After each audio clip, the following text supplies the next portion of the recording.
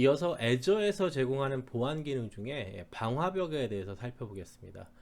자, 이 방화벽을 우리는 파이어월 애저 서비스에서 FAS 이렇게 부르는데, 뭐 앞에서 배웠던 스토리지 애저 서비스, 데이터 애저 서비스, AI 애저 서비스 이런 식으로 또 이렇게 구분하기도 합니다.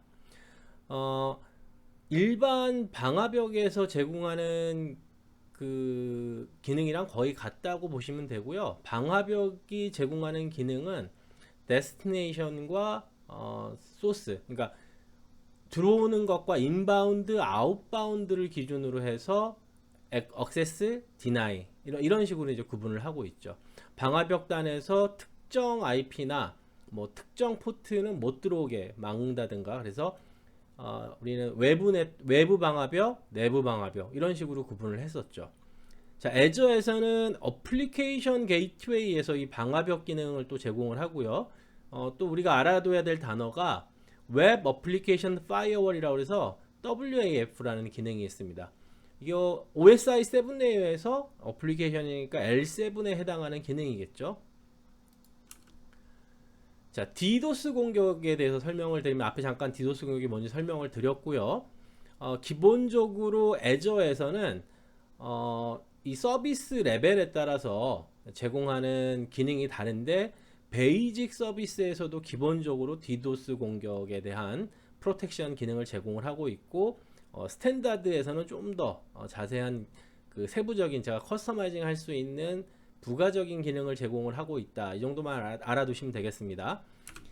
자, 애저에 보시면 그 가장 기본적인 게, 애저를 구독을 하게 되면 기본적으로 베이직이라는 기능을 제공을 하고, 여기서 제공되는 기능은 여기까지예요. 그리고 디벨로퍼, 개발자들이 사용하는 그 지원 범위인데 하나가 더 많죠.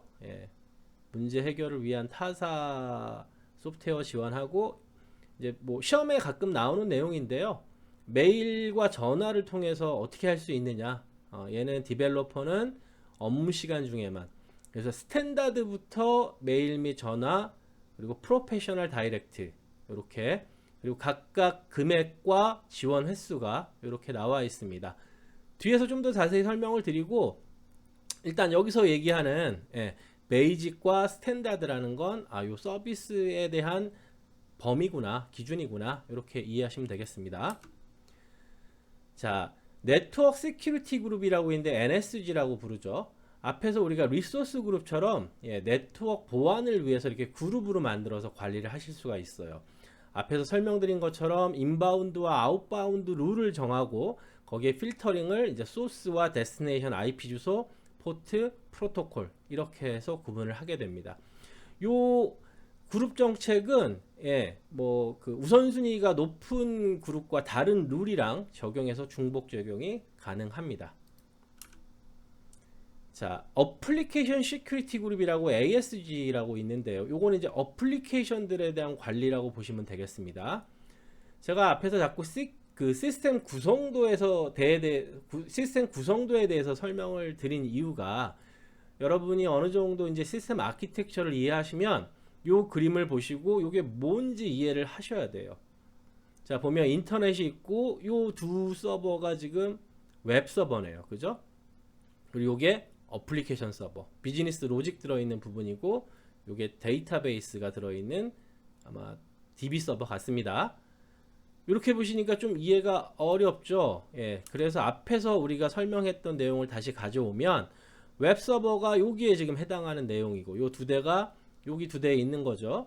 그리고 비즈니스 로직이 물리적으로 이제 둔다면은 요 안단에 둘 수도 있고, 뭐 요 DMZ 존에 둘 수도 있는데, 웹 서버를 통해서 비즈니스 로직으로, 웹 서버를 통해서 비즈니스 로직으로 넘어가고, 요 비즈니스 로직은 요 데이터베이스로 이렇게 연결된 그런 형태죠.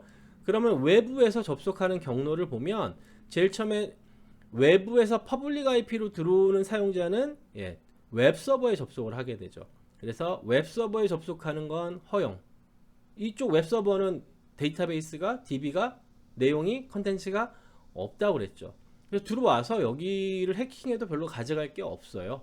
웹사이트에 있는 이미지 정도.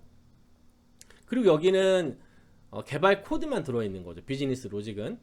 그래서 요 순서대로 보면 웹 서버에서 비즈니스 로직 서버에 접속을 하고, 그러니까 외부에서는 비즈니스 로직이나 데이터베이스 서버에 다이렉트로 들어갈 수가 없어요. 그래서 여기는 공인 IP, 여기는 사설 IP, 내부 네트워크라고 그랬죠. 랜이라고. 얘도 마찬가지로 요 웹 서버 두 대랑 요 비즈니스 로직 서버만, 요 서버끼리만 통신할 수 있게 이렇게 구성을 한다는 거예요. 그래서 외부에서는 이 서버에 접속할 수 없고요. 요 네트워크 카드로. 요 비즈니스 로직 서버는 다시 데이터베이스랑 연결된 거죠. 그러면 사용자들이 요 웹 서버에 접속해서 뭔가 리퀘스트를 하면 요 웹 서버가 비즈니스 로직 서버에 접속을 하고, 그 비즈니스 로직에서 뭔가 필요한 데이터를 쿼리해서 가져와서 웹 서버에 뿌려주는, 이런 식으로 지금 보안을 실행을 하고 있는 그런 그림입니다. 자, 그래서 네트워크 시큐리티 솔루션들이 있는데, 이 중에서 이제 여러분들이 적절한 것을 선택을 하셔야겠죠. 그래서 우리 아까 NSG에서 Azure Firewall 기능 제공한다고 했고, 웹 어플리케이션 파이어월에서도 파이어월 기능 제공한다고 했고, 이 어플리케이션 파이어월은 L7 스위치에 해당하는 내용이라고 말씀을 드렸습니다. 그리고 페리미터 레이어, 앞에서 보안 첫 시간에 배웠던 거죠. 성벽 같은 거라고 그랬고, 페리미터 레이어에 해당하는 게 디도스 공격이고, 앞에서 설명드렸다시피 디도스 공격은 베이직 레벨부터 다 기본적으로 지원하는 기능이라고 말씀드렸습니다.